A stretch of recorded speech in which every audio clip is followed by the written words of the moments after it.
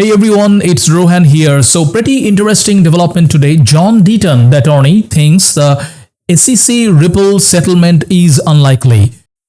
And he predicts that SEC case against Ripple will end in a court ruling. And he did a very long Twitter thread, and I will come to that in a moment. But before that, let's quickly go through some of the context and recap. So as a recap, the regulator, that is the SEC, is accusing Ripple of selling unregistered securities in the form of XRP tokens, raising over $1.3 billion. And over the last few weeks, the Hinman speech document got a lot of media attention with regards to this case. These Hinman speech documents are about the speech made by William Hinman, a former director of the SEC's finance division, in June 2018, in which he allegedly denied that Ether, the native token in the Ethereum blockchain, is a security.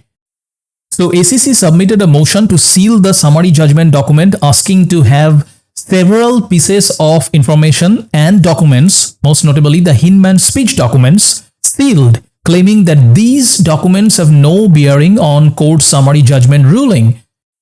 And then a few days back, Brad Garlinghouse, who is the CEO of Ripple, said that the case could last another 3 to 4 months and would end in the first half of 2023. He also revealed that Ripple would consider a settlement if the SEC agrees that Ripple is not a security. And so here is a long tweet thread from John Deaton that we are talking about, and this is a poll that will the case settle after 18k votes. The poll shows 59% of people believes a settlement will happen. To be honest, 59% is higher than I would have guessed. A year ago, I believed a settlement was likely because the SEC wouldn't want the Hinman emails made public. So let's go through these tweet thread. It was my opinion that if the emails were extremely valuable to Ripple and extremely damaging to the SEC would settle before turning over the emails, drafts and comments. That didn't happen. Instead, Ripple has now cited that Hinman emails in its opposition brief. Although the SEC asked the judge to seal the documents, if the judge considers the Hinman speech emails in her decision in any regard, the emails and documents become judicial documents, and the judge will order the documents to be filed on the public docket with a few redaction. There's a good chance, however, Judge Torres does not rely on the Hinman emails or drafts in her ruling and therefore allows them sealed. Judge Torres has implied that the Hinman emails, drafts and comments are relevant only for purposes of cross-examination or impeachment. Alright, now coming back to the thread from John Deaton. So later he moves on saying that of course she may have ruled, that is Judge Torres, she may have ruled that way before reading the emails herself. The emails are now part of the official record and have been cited to by Ripple. If we review the redactions in context, we can surmise a lot. Ripple opposition brief cites the emails on page 4. So John Deaton gives these Hinman documents, some of the screenshot here. And the black portions are, of course, they are the redacted portions, which remains hidden. All right. And then John moves on saying that in the redaction, 2 words appear redacted when you read the entire paragraph in context, though it's safe to say that one of the words is confusion or speculation. And John is referring to this black redacted part. So the director of trading and market, Brett Redform, replied that the Hinman speech would cause more speculation. Yeah, that makes more sense. And then John Deaton also refers to another tweet by Neil Hartner, who is a software engineer, and he is saying that he thinks the first reduction could be more speculation.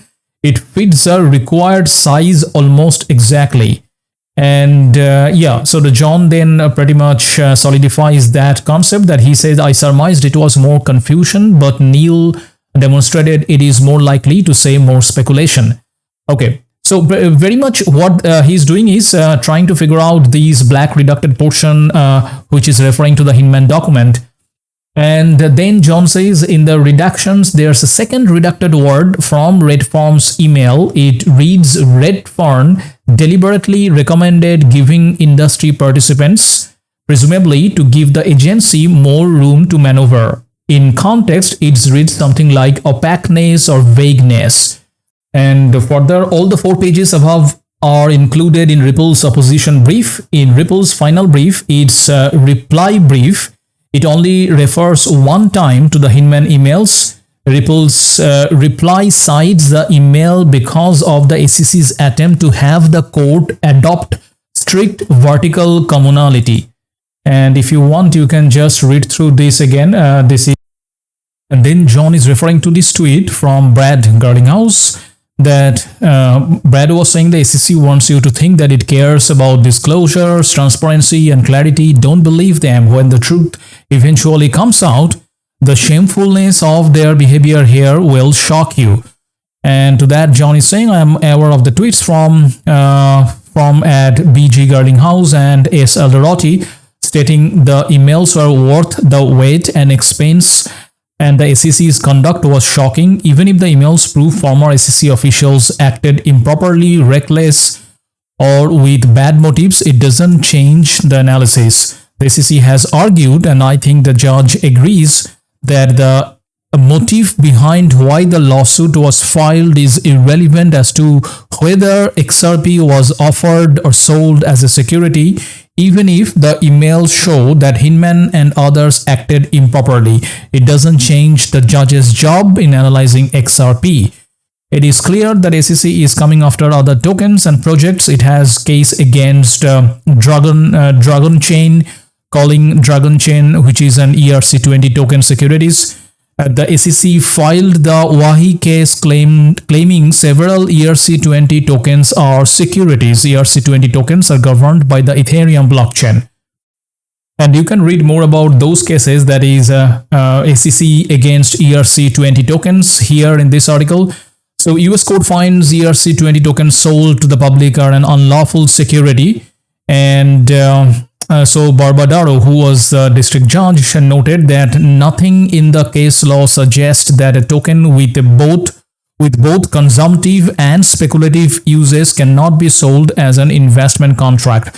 This decision to characterize these tokens as security will have serious flow-on effects in the US, where only a very small number of tokens have been offered as securities to date, and the SEC has been active in bringing actions against the sellers of tokens. Many of those actions have resulted in no admissions, finding, and fines, and the ongoing battle between SEC and Ripple in relation to one such claim continues, with summary judgment motions being filed in that case. Alright, coming back to the tweet thread of John, so he further says, Hinman said Ethereum was sufficiently decentralized.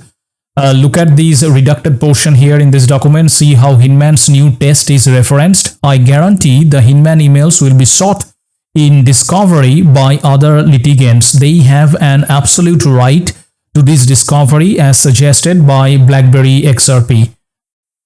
Considering ERC20 tokens are governed by the Ethereum blockchain, these litigants arguably have a greater right to get these emails in discovery than Ripple did. In other words, one could credibly argue that Hinman emails and drafts are more relevant to ERC20 tokens than XRP.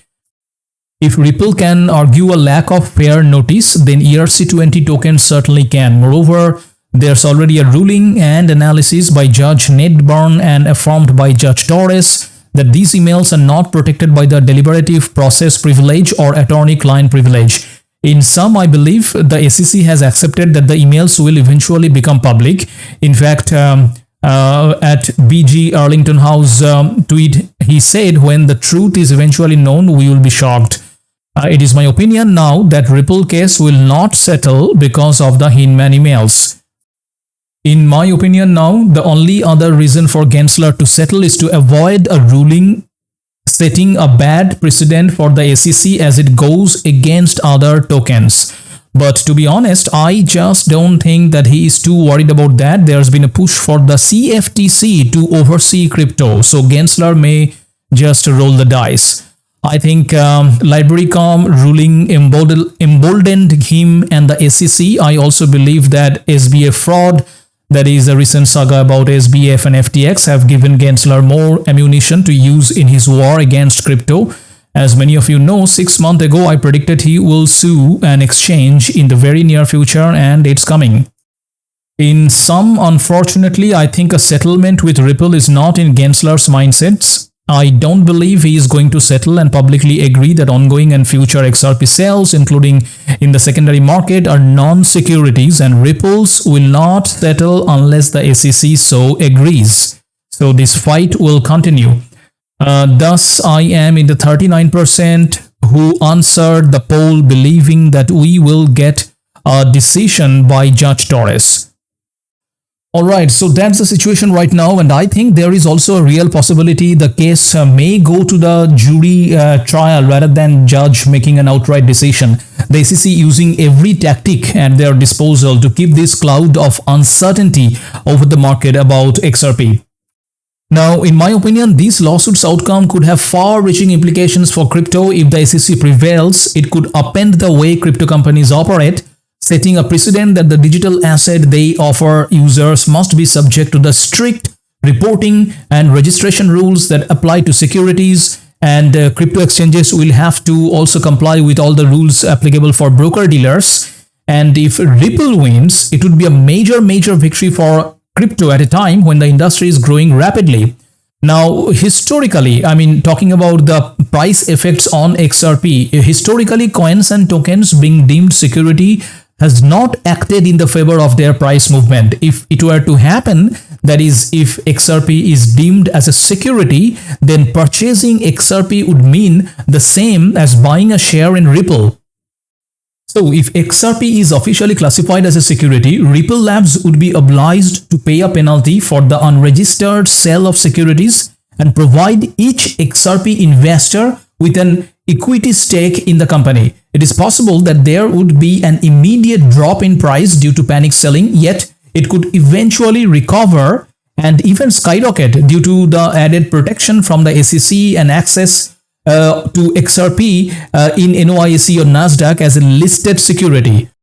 Now, going further on the overall effect of the industry, if SEC really wins the case, and given the SEC's view of crypto exchanges as de facto securities broker, it is likely to consider most stable coin trades to be securities transaction as well. So next, SEC's attention will probably be drawn to the increasing use of stable coins, which are blockchain tokens whose worth is tied to a fiat currency like the dollar. So although the SEC has yet to take legal actions against the stable coins, but indications are that it could be one of the government agencies investigating Tether next. That pretty much wraps up this video. If you liked it, do smash the like button, and also don't forget to subscribe. See you in the next one.